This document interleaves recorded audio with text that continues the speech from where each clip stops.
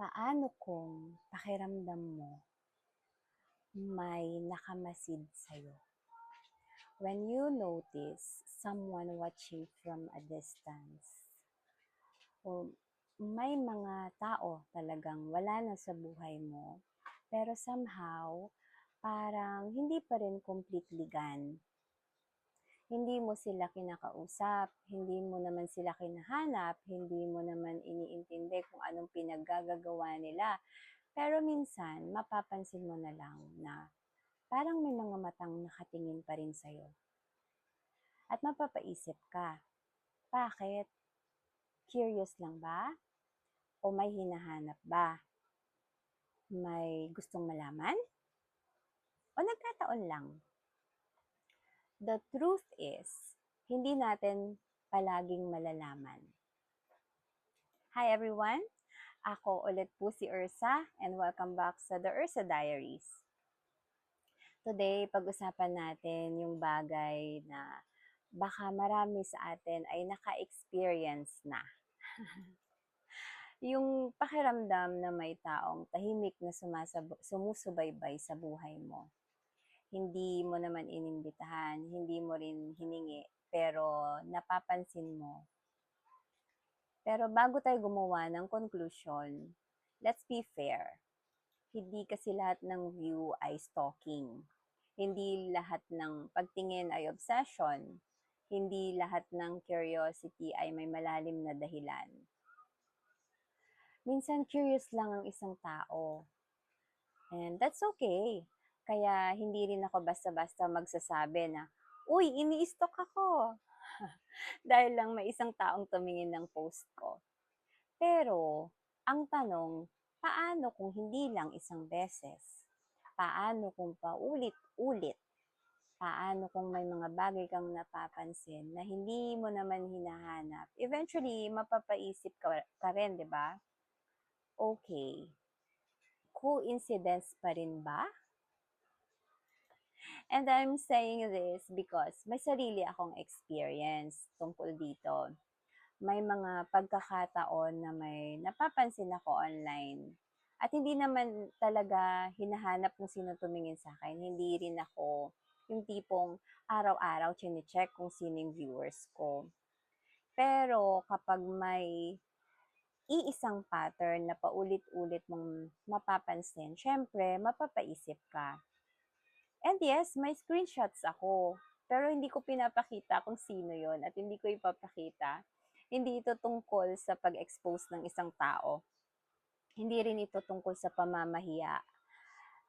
I just want to share the experience and most importantly, what I've learned from it. Pero alam mo kung ano ang ginawa ko?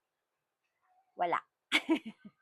Hindi ako nag-message, hindi ako nagtanong, at lalong hindi ako nagsimula ng investigation kasi habang tumatanda tayo, may mga bagay tayong natututunan.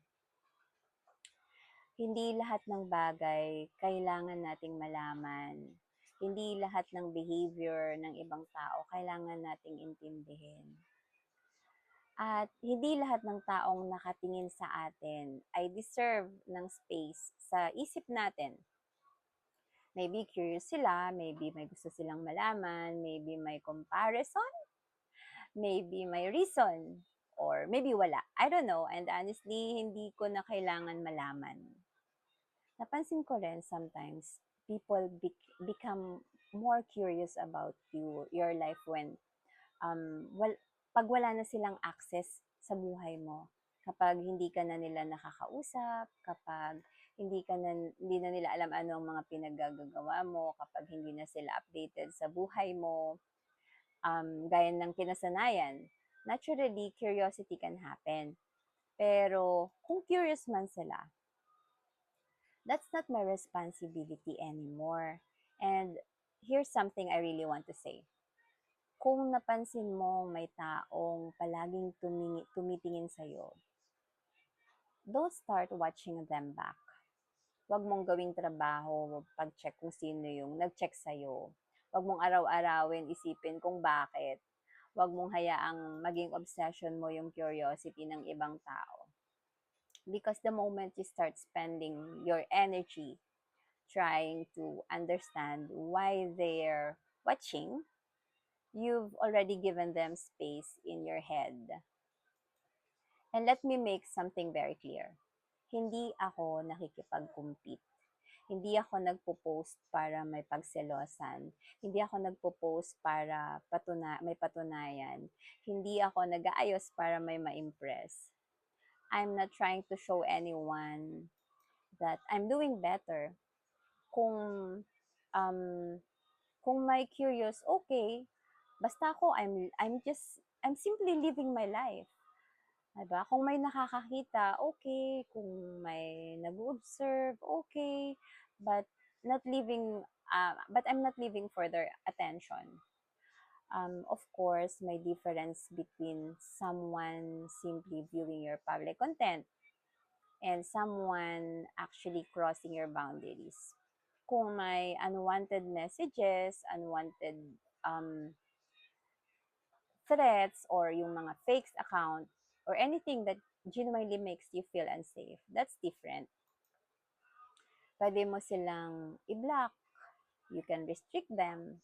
Diba? Protect yourself. You can keep evidences. You can protect your privacy. You don't owe anyone access to you. Pero alam mo kung ano talaga ang realization ko. Sometimes, we spend too much time asking, bakit niya ako tinitignan? When the better question is, ba't ko hinahayaan na maging importanteng issue sa buhay ko kung sino ang tumitingin sa akin? Because I cannot control who is curious about me. I cannot control who observes me. I cannot control what other people think about me. But I can control what I allow into my peace. So kung may mga taong tahimik na sumusubaybay sa buhay mo, I hope they're seeing something good. I hope they're seeing someone who survived, someone who healed, someone who learned, someone who became stronger, someone who stopped begging for explanations, someone who finally chose herself, and most importantly, someone who no longer needs anything from the people who left. So kung pakiramdam mo may nakamasid sa'yo, don't panic, don't obsess, don't start a war, and please don't start watching them back. Let them look. You have a life to live. You have dreams to build. You have future to look forward to. And sometimes the best response to the people watching your life is to live a life worth watching. Hindi mo kailangan malaman kung sino ang nakatingin, sino ang nagsustalk. Mas mahalaga kung saan ka nakatingin.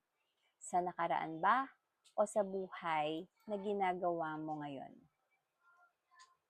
I am Ursa, and this is the Ursa Diaries.